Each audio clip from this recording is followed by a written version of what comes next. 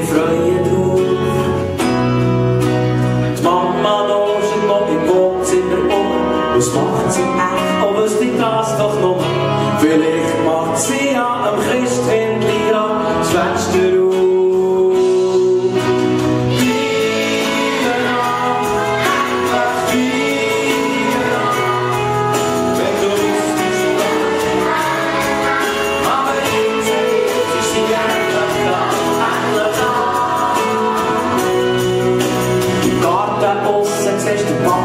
Etwas unter dem Arm ist das echt das Gleiche, wo er und ich vor ein paar Wochen in diesem Prospekt sehen.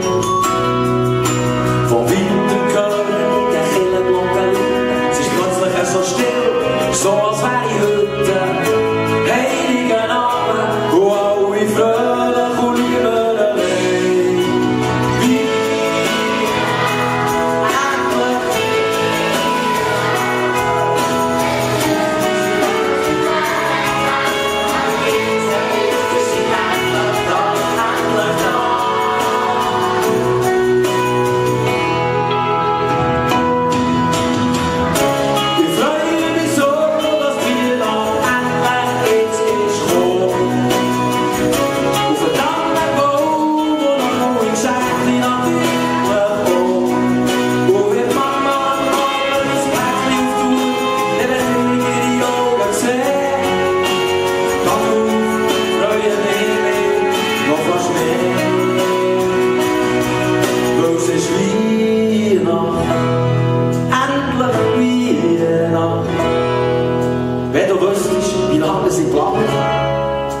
aber jetzt ist sie endlich da, endlich da.